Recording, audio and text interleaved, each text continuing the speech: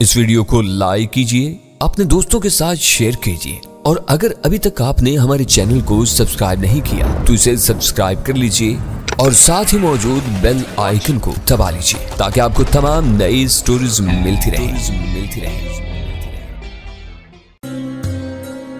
अगर ये खतरा टल जाए और मेरा ख्याल है कि अब ऐसा होने का कोई इम्कान नहीं रहा तो जहांगीर को अपने बेटे को वापस बुलाने का मशवरा दिया जा सकता है। मैं उसे ये मशवरा हरगिज़ नहीं दूंगा। फ्लैट में रहते हुए वो अपनी बुरी आदत को बच्चे से पोशीदा नहीं रख सकेगा। बच्चा यही सब देख कर होश संभालेगा। किसी दिन जहांगीर ने नशे की हालत में सलमा के साथ कोई ज्यादती की तो बेटा अपने बाप के मुकाबले पर भी आ सकता है। ये मुमकिन है। गजाला ने मुझसे इत्तिफाक किया और इसका उलट भी हो सकता है। चाहे जहांगीर को होश आ जाए, बच्चे की मोहब्बत शराब की तलब पर गालिब आ जाए और वह हमेशा के लिए शराब पीने से तौबा कर ले, ये खुश फहमी हो सकती है। इसका हकीकत में ढलने का कोई इम्कान नहीं है। मैंने पूरे वसूख से कहा, एक नशे की तलब होती है, वक्त हो जाए और शराब या दूसरा मखसूस नशा ना मिले तो आदमी पर बेजारी तारी होने लगती है, असाब चटकने लगते हैं, वो चिड़चिड़ा हो जाता है, बात बे बात पर उसे गुस्सा आने लगता है, जहन माऊफ और मुंतशिर होने लगता है और आदमी इन तमाम कैफियत से छुटकारा पाने के लिए नशे की अगली खुराक लेने पर मजबूर हो जाता है। यह ड्रग एडिक्शन कहलाता है। दूसरी तरफ इंसान की अपनी ख्वाहिशात के ताबे होती है। वो पीना और पीकर बहुत कुछ भूल जाना या फर्जी तसव्वुरात में खो जाना चाहता है। किसी ज़हनी, जिस्मानी या असाबी तलब के बगैर उसे मदहोश होने की ख्वाहिश होती है। वो नशे में हकायक से फरार हासिल करता है। जहांगीर का ताल्लुक दूसरी किस्म से है। वो शराब नहीं छोड़ेगा। गजाला बेसाख्ता हंस पड़ी। इस वक्त आप कोई ड्रग अस्कॉलर मालूम हो रहे हैं। नशा बेचने वाला हर शख्स ड्रग अस्कॉलर होता है। गजाला के तबसरे से मेरे ज़हन में यकायक पुरानी यादें जाग उठी। ये लोग इंसानी नफ्सियात से वाकिफ होते हैं। तलब और रसद, दाम और मंडी, हर चीज़ पर इनकी निगाह रहती है। मुझे ये सब इसलिए मालूम है कि मेरे माजी की जड़ें भी इसी माहौल में थी। मैंने अपने हाथों से बहुत कुछ किया, देखा और फिर सब छोड़ दिया। हम जहांगीर की बात कर रहे थे, अब भटक कर ना जाने कहाँ पहुँच गए। गजाला ने मुंह बनाया। नशा जहांगीर को अपनी तरफ नहीं बुलाता। जहांगीर नशे में रहना चाहता है। बेटे के आ जाने से भी उसकी ये आदत नहीं बदलेगी। कैसी जिंदगी होगी उस बेचारे की। गजाला ने तुरम अमेज लहजे में कहा, माँ बाप जिंदा हैं, सेहतमंद और बाहैसियत हैं, मगर वो इनकी शफकत और निगहदाश्त से महरूम है। ऐसे बच्चों की शख्सियत कभी मुकम्मल नहीं हो सकती। मिसाल तुम्हारे सामने है।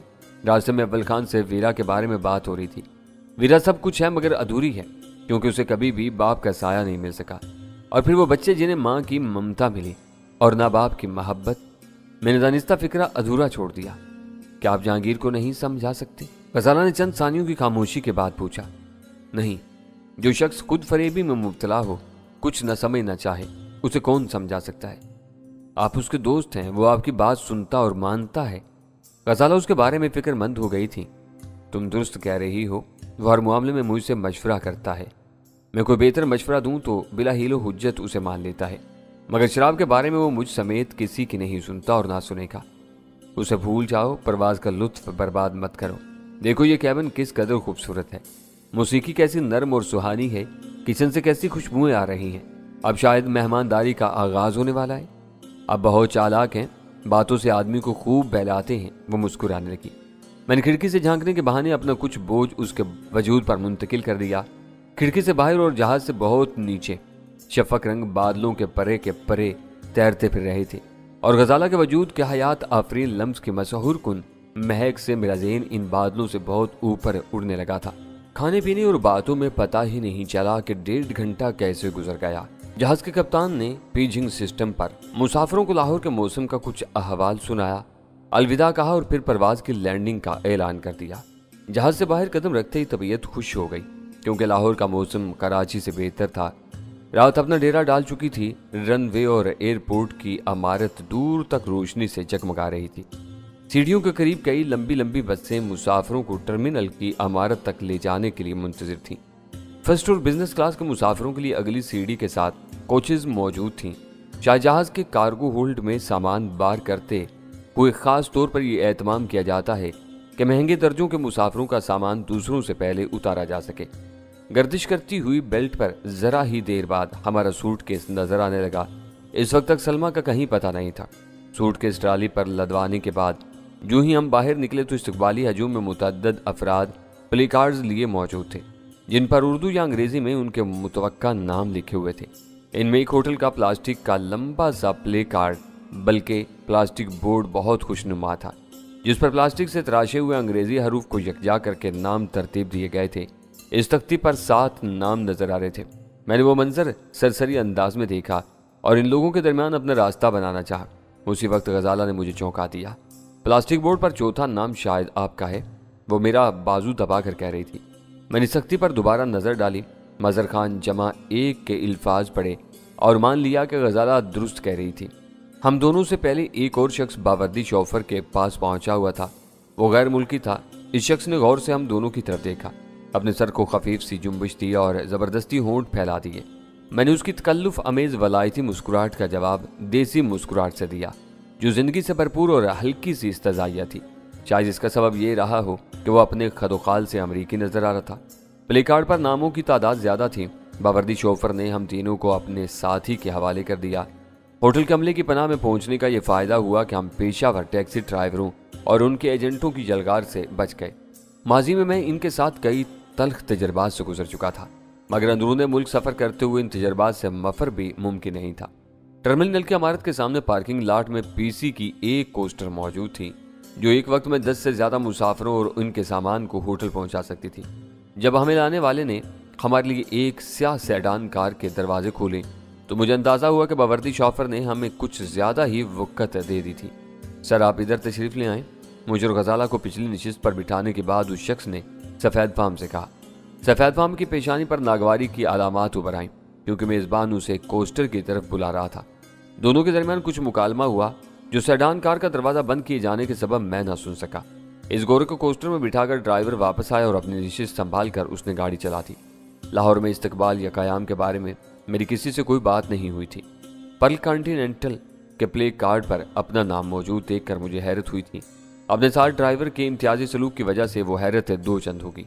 क्या ये प्राइवेट टैक्सी है? गाड़ी एयरपोर्ट के अहाते से बाहर निकल आने पर मैंने पूछा। नहीं सर, ये होटल की स्टाफ कार है। ड्राइवर ने अदब से मुख्तसर सा जवाब दिया। फिर इस गोरे को तुमने कोस्टर में क्यों बिठा दिया? इस गाड़ी में भी जगह थी। स्टाफ कार VIP मेहमानों के लिए होती है सर। ड्राइवर ने बेतकल्लुफ होने की कोशिश नहीं की। इस गाड़ी के मुसाफिरों के लिए हमें होटल से खास हदायत मिलती है। दूसरों को बिठा लें तो जवाब देना पड़ेगा। वो गाड़ी भी एयर कंडीशनड और बहुत आरामदेह है। यह अजीब इत्तेफाक था कि लाहौर की सरजमी पर कदम रखते ही हमारा पहला वास्ता एक अमरीकी से पड़ा था। वो यकीनी तौर पर दौरान परवाज हमारा हमसफर रहा था, लेकिन हमने लाहौर पहुंचने से पहले उसे नहीं देखा था। मेरे ज़हन के गोशे में उस शूबे ने सर उभारा कि कहीं वो कराची ही से हमारे पीछे न लगा हुआ हो, लेकिन मैंने खुद उस ख्याल को मुस्तरद कर दिया। लाहौर एयरपोर्ट से बाहर आने तक खुद हमें मालूम नहीं था कि हमारे कयाम का PC में बंदोबस्त किया जा चुका है, तो किसी और को इस बारे में कैसे मालूम हो सकता था? वो महज इत्तिफाक था और इससे अमरीकी पर शुबा करना बेसूद था। होटल वालों का एक अपना इंतजाम था। पोर्च से हम अंदर दाखिल हुए तो मेहमानदारी के निगरान ने अपनी जगह छोड़कर हमारा इस्तकबाल किया। इसकी मेज के सामने पड़ी हुई कुर्सी पर एक वजीह और नौजवान शख्स बैठा हुआ था। निगरान ने यूं ही मुझे मजहर खान कहकर मुखातिब किया। वो शख्स गर्म जोशी से मेरी तरफ लपका। मुझे खालिद अहमद कहते हैं। उसे अपना तारुफ कराते हुए दाहिना हाथ मेरी तरफ बढ़ाया। मुझे कोई शुबा न रहा कि वो सारा बंदोबस्त उसी का था और वही स्पेशल टास्क फोर्स के लाहौर यूनिट का कमांडर था। मैंने उसके हाथ को नजरअंदाज करके उसे अपनी बाहों में ले लिया। वो मेरी तरफ से पेशकदमी का मुंतजिर था। लाहौरी अंदाज में मुझसे बगल कीर हो गया। उसका दाहिना हाथ मेरी शाने पर से और बायां हाथ पसलियों पर से होता हुआ मेरे जिस्म के गिर्द जम चुका था। वो उसकी तरफ से अपनाइयत का वालिहाना इजहार था। सर, ये मेरी खुशकिस्मती है कि मुझे आपकी कदम बोसी की सआदत हासिल हुई। मुझे थोड़ी देर पहले कराची से पैगाम मिला था कि आप आ रहे हैं। उसने मुझसे अलग होकर अदब से गजाला को सलाम किया, फिर मुसर्रत से सरशार लहजे में बोलने लगा। होटल में आप हमारे मेहमान होंगे। मुझे होटल में सिर्फ एक फार्म पर दस्तखत करने पड़े। इससे पहले चाबी आ चुकी थी और पोर्टर ने हमारा अकलौता सूटकेस ट्राली पर रख लिया था। होटल की चाबी में खालिद से ज्यादा देर तक बात नहीं की जा सकती थी। मैंने उसे रोकने के लिए इसरार किया, मगर वो आमादा नहीं हुआ। उसका ख्याल था कि हम कराची से वहां पहुंचे थे, थक गए होंगे, इसलिए हमें आराम की जरूरत थी। वो अगली सुबह 10 बजे फोन करके आने का वादा करके वहीं से रुखसत हो गया। हम दोनों पोर्टर के साथ लिफ्ट की तरफ बढ़ गए। होटल का कमरा हस्बे रवायत कुशादा, रोशन और बहुत आरास्ता था। मैं जाते ही मसहरी पर गिर गया। ओह! गजाला की मुतरन्नम हंसी से कमरे के दरो दीवार गुनगुना उठे। आप तो 1.5 घंटे की परवाह से वाकई थक गए। खालिद का भी तो कुछ न कुछ भरम रखना है। मुझसे ज्यादा तुमको थका हुआ होना चाहिए। मैंने उसे भी अपने करीब बिठा लिया। لاہور کا موسم آپ پر کچھ زیادہ اثر انداز ہو رہا ہے، غزالہ شوقی سے بولی۔ کیوں نہ ہو، یہ نور جہاں اور جہانگیر کی سرزمی ہے۔ رات گہری ہوگی تو موسم کا یہ خمار بھی بڑھ جائے گا۔ کراچی سے نکل آنے کے بعد میں خود کو بہت تر و تازہ اور توانا محسوس کر رہا ہوں۔ تبدیلی ہمیشہ خوشگوار ہوتی ہے، اسی لیے مسافروں کا ہجوم دن بدن بڑھ رہا ہے۔ موسم اور ماحول کی تبدیلی کے لیے کراچی والے لاہور آتے ہیں۔ لاہور کے رہنے والے کراچی جا کر خود کو تر و تازہ محسوس کرتے ہیں۔ جن کے پاس وقت اور وسائل ہیں وہ باہر جاتے ہیں۔ ذرا کراچی فون کر دو، ویرا اداس بیٹھی ہوئی ہوگی، تمہاری آواز سن کر بہل جائے گی۔ اس کے لیے میرے بجائے آپ کی آواز زیادہ اہم ہوگی، اس کی اداسی کو زیادہ افاقہ ہوگا۔ موقع پاتے ہی وہ چوٹ کر گزری تھی۔ میں نے بے رحمی سے اس کے پہلو کو گدگدا دیا اور وہ ہنستی ہوئی مسحری پر لوٹ پوٹ ہوگی۔ اس کی ہنسی تھمی تو میری ہدایت برقرار تھی۔ اس کو کراچی کا نمبر ملانا پڑا۔ کارڈ پر درج نمبر ملا کر اس نے براہ راست لائن لی اور پھر گھر کا نمبر ملا لیا۔ اس کی گفتگو سے اندازہ ہوا کہ وہ اول خان سے مخاطب تھی۔ مجھے یہ جان کر حیرت ہوئی کہ وہ اس وقت بھی ہمارے گھر پر موجود تھا۔ شاید وہ ویرا اور سلطان شاہ کی دلجوئی کے لیے وہاں بیٹھا ہوا تھا۔ اس سے سفر کے بارے میں چند فکروں کے تبادلے کے بعد غزالہ نے ریسیور میری طرف بڑھا دیا۔ تم عظیم آدمی ہو، میں نے مسحری پر لیٹے لیٹے ریسیور اپنے کان سے لگا کر کہا۔ ان دونوں کا اتنا دھیان رکھو گے تو انہیں مہینوں بھی ہماری کمی محسوس نہیں ہوگی۔ ہو سکتا ہے کہ انکاویل سفر پر جانے کا ارادہ ملتوی کر دے۔ ابھی تم پاکستان میں ہو، اول خان نے مجھے یاد دلایا۔ یہاں اتنی احتیاط کی ضرورت نہیں ہے۔ ویسے بھی یہ بندوبست خالد کا ہے اور ہوٹل پی سی ہے، ہم فون پر کھل کر بات کر سکتے ہیں۔ میں ان کی دلجوئی سے زیادہ اپنی پریشانی کے سبب یہاں رکا ہوں۔ کیوں، تمہیں کیا پریشانی ہے؟ میں چونک کر بستر سے اٹھ گیا۔ وہ دونوں تو خیریت سے ہیں نا؟ وہ دونوں بلکہ ہم تینوں خیریت سے ہیں۔ اول خان کی آواز مزمحل ہو گئی۔ بولٹن مارکیٹ پر ایک ٹائم بم ٹھیک 6 بجے پھٹا ہے۔ اسٹینڈ پر کھڑی ہوئی 2 گاڑیوں کے پرخچے اڑ گئے۔ 3 آدمی بری طرح مجروح ہوئے ہیں۔ غنیمت یہ ہوا کہ بم ٹیکسی اسٹینڈ کے قریب پھٹا، جہاں زیادہ بھیڑ بھاڑ نہیں ہوتی۔ وہ خبر سن کر میں لرز کر رہ گیا تھا۔ شام کے 6 بجے بولٹن مارکیٹ کا سارا کاروباری اور دفتری علاقہ ہر طبقے کے لوگوں سے بھرا ہوا ہوتا ہے۔ ٹھیلوں اور پتھاروں سے لے کر دکانوں تک میں ہجوم نظر آتا ہے۔ ایسے نازک وقت پر پھٹنے والے بم نے اگر 3 افراد کو صرف زخمی کیا تھا تو وہ معجزہ ہی کہا جا سکتا تھا۔ میں نے ملول لہجے میں پوچھا، مجھے حیرت ہے کہ یہ واقعہ کراچی میں ہوا اور تم وہاں گھر پر بیٹھے ہوئے ہو۔ کراچی پاکستان کا دل ہے، یہاں بہت سی ایجنسیاں سرگرم رہتی ہیں۔ ہم وفاقی اور مقامی اداروں کے دائرہ کار میں داخل نہیں ہوتے۔ وہاں جانے سے مداخلت کا تاثر پیدا ہوگا۔ اس وجہ سے اپنے دل پر جبر کیے بیٹھا ہوا ہوں۔ تمہیں خبریں تو مل رہی ہوں گی، یہ واقعہ کیسے ہوا؟ میں نے متجسس لہجے میں پوچھا۔ ایسے واقعات بس اچانک رونما ہوتے ہیں۔ یہ جوگی والے واقعے کا جواب بھی ہو سکتا ہے۔ اسے کھسیانی بلی کے کھمبا نوچنے سے تشبیہ دی جا سکتی ہے۔ میں نے اپنے حلقے میں تلخی گھلتی ہوئی محسوس کی۔ میمن گوٹ والے واقعے کے بعد اسلام آباد میں دھماکہ کیا گیا تھا، اب کراچی کو نشانہ بنایا گیا ہے۔ یہ واقعات یوں ہی چلتے ہیں۔ غنیمت یہ ہے کہ اس بار ایک مشتبہ شخص سامنے آیا اور بہت بڑے علاقے کی ناکہ بندی کر کے اس کی تلاش کی جا رہی ہے۔ اول خان نے بتایا، وہ ہاتھ آ جائے تو مجھے ضرور اطلاع دینا۔ ہم لوگ 1-1.5 بجے تک جاگتے رہیں گے۔ شرط یہی ہے کہ مجھے کچھ پتہ چلے۔ بعض اوقات سرکاری ادارے بہت زیادہ رازداری سے کام لینے لگتے ہیں۔ یہ بھی مجبوری ہے۔ لاہور میں تمہارا بندوبست بہت شاندار تھا، خالد نے مجھے متاثر کیا ہے۔ کاش تم دونوں مل کر کوئی کام کر سکو۔ تمہارے روانہ ہو جانے کے بعد مجھے خیال آیا تھا کہ تم لاہور میں کہاں رہو گے۔ میں ہنس پڑا۔ ہم سب ایک دوسرے کا یوں خیال رکھتے ہیں جیسے ہمارے سوا سب ناسمجھ بچے ہوں۔ لاہور ایک ترقی پذیر شہر ہے، ہم آسانی سے کسی بھی ہوٹل میں قیام کر سکتے تھے۔ کہیں اب تم ہمارے کھانے پینے کا بندوبست بھی شروع نہ کر دینا۔ میں نے صحیح اندازہ لگایا تھا، تمہارا ذہن غلط سمت میں کام کر رہا تھا۔ اس وقت تمہارے لیے 5 اسٹار ہوٹل ہی سب سے بہتر اور محفوظ ہے۔ فیملی اسٹیٹس رکھنے والے بہت سے ہوٹل جرائم کا گڑھ بنے ہوئے ہیں۔ لاہور سرحدی شہر ہے، وہاں بھارتی ایجنٹوں کی خفیہ آمد و رفت کا سلسلہ بھی جاری رہتا ہے۔ تم یہ جانتے ہو پھر بھی اس کا کوئی سدباب نہیں ہو سکتا؟ میں نے حیرت سے پوچھا۔ اگر یہ معلوم ہو کہ کون بیرونی ایجنٹ یہاں دہشت گرد ہے تو مسئلہ اسی وقت نمٹ جائے۔ ہوتا یہ ہے کہ واقعہ ہو جاتا ہے، حقائق بعد میں سامنے آتے ہیں۔ تم خود بتاؤ کہ جعلی شناختی کارڈ پر مقامیوں والی مراز سے فائدہ اٹھانے والوں کو کون روک سکتا ہے؟ شاید یہ سب سے سنگین اور بنیادی سوال ہے، میں نے فکر مندی سے کہا۔ اسے نظر انداز کر کے غلطی کی جا رہی ہے۔ افغان، ایرانی، بنگلہ دیشی سب یہاں شناختی کارڈ بلکہ پاسپورٹ بنوا کر عیش کر رہے ہیں اور کوئی پوچھنے والا نہیں ہے۔ جب تک یہ نظام درست نہیں ہوگا، امن و امان کے سنگین مسائل پیدا ہوتے رہیں گے۔ راہ والوں کو پاکستانی بننے سے کون روک سکے گا؟ پاکستانی شناخت کو ہم نے خود بے توقیر کر دیا ہے۔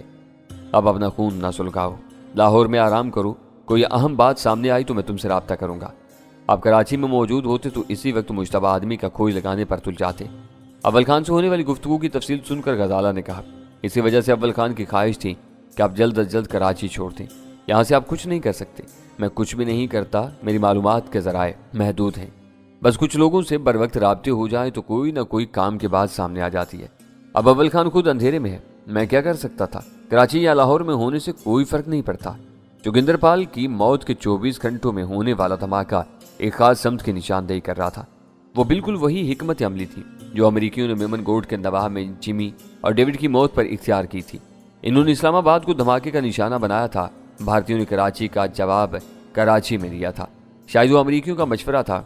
अपने मुल्क में पाकिस्तान के सफारती अमले को जवाबी कार्रवाई का निशाना बनाकर पेचीदगियों में इजाफा करने और अपने आलमी वकार को मजरूह करने से कहीं बेहतर था कि पाकिस्तान ही में अबतरी और खौफ व हिरास की फिजा पैदा की जाए। अगर भारतीय और अमेरिकी इस मुश्तरका पॉलिसी पर अमल कर रहे थे तो वो कामयाब होती नजर आ रही थी। कराची से मिलने वाली इस खबर के बाद मेरी तबीयत से सारी बशाशत रुखसत हो चुकी थी। होटल के कमरे से निकलने पर तबीयत मायल नहीं थी। 10 बजे हमने कमरे ही में खाना तलब कर लिया। खाने के दौरान में मुझे जलाल का ख्याल आया। वो इंटेलिजेंस ब्यूरो का एक आला वफाकी अफसर था और इस्लामाबाद में मामूर था, मगर उसके मातहत कराची में हमेशा फ़ाल और मुतहरक रहते थे। कराची में होने वाले बम धमाके के सिलसिले में उसे ताज़ा तरीन इतला से बाखबर होना चाहिए था। मैंने खाने से फारिग होते ही उससे रब्ता करने का फैसला कर लिया। मुझे अंदाजा था कि तुमने इस धमाके के मुहर्रिकात को समझ लिया होगा। मेरे सवाल के जवाब में उसने थकी हुई आवाज़ में कहा, ये इनकी दीदा दिलेरी और खुली धमकी है कि वो हमारे लिए मुश्किल मसाइल पैदा करने की सलाहियत रखते हैं। सुना है कि इस सिलसिले में किसी मुश्तबा आदमी की तलाश जोर शोर से जारी है। तुम कराची में बैठे हुए हो, मुझसे उसने कहना चाहा, मगर मैंने उसकी बात काट दी। कराची में नहीं, मैं लाहौर में हूँ। 7 बजे वाली फ्लाइट से मैं लाहौर पहुंचा हूँ। ओहो, उसकी बुझी हुई आवाज़ में ताजगी ओत कर आई। मुझे अपना फ़ोन नंबर दो, पता लिखवाओ, मैं पहली फुर्सत में लाहौर आ रहा हूँ। जो खेल वो खेल रहे हैं वही मेरे दिमाग में भी था। इन्हें यहाँ ज़िक पहुँचाने के बजाय इनके मुल्क में मारा जाएगा तो इनके होश ठिकाने आएंगे। वहाँ हमारी माकूल नफरी मौजूद है, मगर इनको मुनासिब रहनुमाई नहीं मिल रही। ये ख्याल तुम पूरा कर सकते हो। मुझे वहाँ का चीफ सीक्रेट एजेंट बनाने की कोशिश न करो। तुम्हें मेरे मिजाज का अंदाज़ा है। चंद हफ्तों बाद मेरा वहाँ रुकना खतरनाक हो जाएगा। इन चंद हफ्तों में तुम किसी न किसी को तैयार कर लोगे। मैं तुम्हें जिन 3 आदमियों के नाम दूंगा वो सब दलेर और तजर्बेकार हैं, मुल्क के लिए मर मिटने के जज्बे से सरशार हैं, लेकिन भारतीय सरजमीन उनके लिए अजनबी है। वो वहाँ घुटन महसूस करते हैं। कोई बड़ा फैसला करते हुए हिचकिचाते हैं कि इसके नतीजे में कोई भूचाल आ गया तो वो इस्लामाबाद के अताब का शिकार हो जाएंगे। मैंने ज़िंदगी में कभी अफसरी नहीं की थी, लेकिन ज़िंदगी की पुरखतर राहों पर सफ़र करते हुए बहुत कुछ सीखा था। जलाल के आखिरी फिक्रों से मैंने अंदाज़ा लगा लिया कि इन तीनों में हिम्मत हौसले की कमी थी, न कुव्वत फैसला का फुकदान था। इनके सामने कोई वाज़ेह पॉलिसी नहीं थी। तुम चाहो तो मैं इन्हें हिट एंड रन की तरबियत दे सकता हूँ। मैंने जलाल को अपने अखज़ किए हुए नतीजे से आगाह किए बगैर कहा, वो अपने दुश्मन की गर्दन उतारेंगे और जाए वारदात से गायब हो जाएंगे, अपना कोई सुराग छोड़े बगैर। ऐसी बेमकसद खूनरेजी हमारी पॉलिसी का हिस्सा नहीं है। उसकी तरफ से जवाब आया, इससे कशीदगी बढ़ेगी। क्या इस्लामाबाद के बाजार और कराची की बोल्टन मार्केट के इलाके में होने वाली दहशतगर्दी को तुम बेमकसद कहोगे?